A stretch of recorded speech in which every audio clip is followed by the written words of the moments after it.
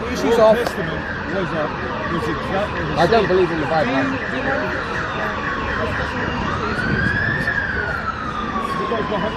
But I want to address this point, if you don't mind. No, I get that. But what's your name, by the way? My name is Mansour. Mansour. But, my name, Hassan. Yeah, Hassan. Victor is where you discussed with on Facebook. Victor? I discussed with Passion. Victor, Facebook profile. Oh, right. I wrote a whole... Are you Victor? Yes. Mansour. Victor. Okay. I got you. This is just my translation of my name, right? Yeah. I wrote a whole Facebook entry on the issues of 434 white beaching, and I expected you to respond to this. When I looked at your story about how you lost your faith, you mentioned one of the so-called white beating. And I went through analysis psychologically, socially, educationally, I didn't see any response. Perhaps now we can actually discuss this. Sure. Go ahead. Yeah. So this is one thing. The other thing is about eternal hellfire and suffering. What we often miss is that we believe God is not only merciful but He's also just. So these are His attributes. Stephen, you're going to get People consider cruelty from the aspect of mercy, but they don't realize the aspect of justice, which needs to be accounted for. So imagine a person who defies by their own self and wants to go against God's messages, having known that they're not supposed to follow a path of punishment, and they keep on following this path. If they're punished, we're not talking about no punishment yet. If they're punished, that punishment is deserving of them or not?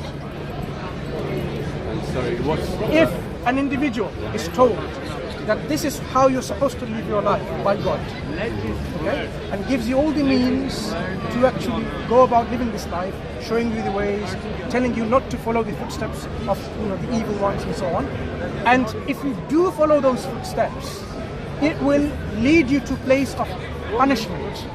And if that person defies and say, so what? Let it be, whatever, and the person goes to hellfire of punishment, is that person not deserving of the punishment? Or you say not undeserving of it? Well, obviously, God, if He is all-powerful and omniscient, then He can do what He likes. Justice-wise. He can do what He likes. Justice-wise. I'm not sure that actually sounds reasonable to me. Justice-wise. Yeah, I'm not sure that sounds like justice. If I think it's an unreasonable. Okay, let me Certainly an unreasonable similar example. You work for my company. Yeah. So you expect some benefit at the end of the day. You expect some salaries to be paid to you, weekly, monthly, or whatever, right? And what if now I tell you that I expect certain conduct from you? I don't want to give away the secrets of my company to someone else. I don't want you to be lazy and not doing the work, and then the whole company collapses because of your laziness. Or I don't want you to do something totally against what you're supposed to do. You press a button and then you're actually working for a nuclear plant, and you're supposed to look after it well, and you press the button and then the nuclear bomb goes off. You're being very irresponsible. So I'm saying there are consequences. So you should sack me. No. What I'm saying is, you will be punished for your misbehavior. In this example, I should be dismissed. No, Punished. So if I punish you, would you say this is unreasonable? That depends what the punishment is. So punishment by itself is not something that is unreasonable. It's the degree of punishment or the category of punishment you'll be questioning. So one thing we established, that punishment for a non-compliance of something is not necessarily unreasonable, not necessarily unjust. In fact, justice. I'm not against punishment. Good. I mean, if people murder, kill, and so on, obviously they need to be Fair punished. enough. But I mean, when it comes to following a religion which you're not sure, whether 100% it's actually true or not, I don't see why somebody should be punished for not believing it. So let's go back to the issue of, so in general, punishing for someone for their crimes or sins and so on, it's not unreasonable, unjust. So the question now is punishing someone in hellfire in a way that you think is cruel, right? Yeah, for firstly, not believing in a religion which is not, undeniable, irrefutable, or they are not convinced by it. I mean, I'm simply not convinced by Islam. There's lots of people who are simply not convinced by Islam. I'm not evil, I'm not nasty, I don't go around killing, I don't go around raping, you know, but I just don't believe it. And I've had it presented to me. And I'm not against Islam. My family are Muslims, and I think it's a good way of life. I think it's a good way of life. And if you follow Islam, good luck, and it's you know, I'm sure you'll be a good person. Most Muslims are. But I don't believe it. The message of Islam is clear. The message of Islam is clear. The proof of Islam is clear. Two. So the two claims I've made. Well, this is what I dispute. Okay, let me finish my point. The message of Islam is clear, so is the proof. I want to give you an analogy how people don't often somehow are in line with these 2 points. You know, people smoke. Many people smoke. What does this cigarette pack say? Smoking kills. Smoking causes lung cancer. I think religion should come with a health warning. Let's understand that religion comes with a health warning. It tells you if you don't do this, you'll end up in hellfire. So always the warning is there.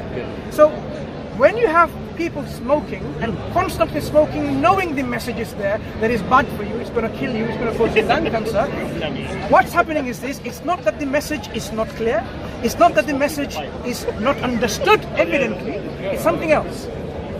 People who decide against the clear message, against the evident message, because the evidence is clear.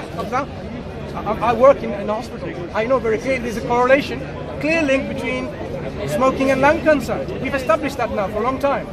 It's not just a arbitrary correlation. It's a very established correlation. So the message is clear: do not smoke. It's going to cause you harm, and it's evident itself that it's going to cause you harm. But people still smoke.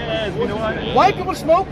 It is not. This is my argument. It is not because the message is not clear in the cigarette pack, or the evidence is not clear. I want to link this with the message of Islam. It is not that Islam is not clear in its message, or the evidence for Islam to be true is not clear. That's not what they're missing. It's something else other than that. And this is what we discussed. What is it? These are a lot of things. Personal problems, emotional problems, confusions, desires, fame, arrogance, stubbornness. No, they need to be punished for that? Wait. You asked me, Hassan, you asked me for examples.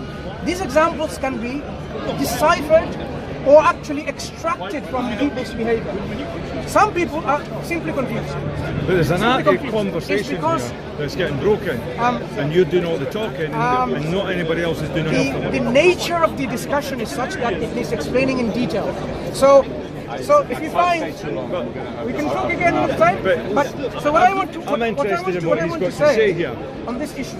Let's return to the issue about so-called wife beating, right? Which was one of your profound reasons of actually saying that cannot be from God. Now, in Islam, simple, you can't beat your wives. Khalas, it's finished. So what are we talking about? We're talking about disciplining a disobedient wife in a marital relationship. No, I realize. Right.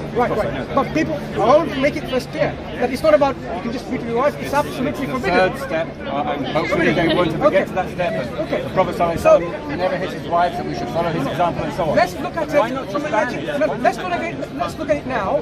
What is the best solution in terms of marital discord? Because we are talking about The first 2 examples are good. Speak to them, talk to them, discuss, go to counselling. Try a separation. Just stop there. Why wadribuhunna? Why? I'll tell you why. From what I understand is this. So when Allah deals with human beings, He is the creator of human beings. He knows the psyche of human beings. He knows how they behave. He knows how they operate. He knows how it clicks for them to reform. We're talking about reforming an individual who is creating a marital discord in a marriage, an institution. Mansour, do you know how many times I've heard these arguments? I'm 59 years old. Listen, Hassan. You've got the special one, yeah. No, it's not a special one. I would like you to really go step by step. As an educationist, myself and yourself, you are in a school. Yep. I also teach people. Educational methodology is this. You're convincing. When you have a reform needed, when you have something that you want to change, there are several steps you should take as an educationalist. You want to make clear to people, first of all, to clear the confusion, right? You want to warn them, tell them that this is what you're supposed to do, this is what you're not supposed to do. you have to make things clear. So this information step is essential first. Yeah? Do you agree as an education? If you want to say smoking kills, you have to tell people smoking kills. Education aspect, information aspect is very important first. Secondly, cigarette smokers who know it says kills, who knows and understand that it will cause cancer, but they'll still do it. How do you deal with these people? So the hit them is for the bad Muslims? No, you're jumping the gun. We have to understand from an educational perspective. The Quran starts with saying, look, as a believing woman, you're supposed to be qaniteen, totally obedient to Allah. As a woman, of course, qanitat, salihat, right? Hafizat. You have to be really someone who obeys Allah and respects the marital institution. Because at the end of the day, what happens if it doesn't get resolved?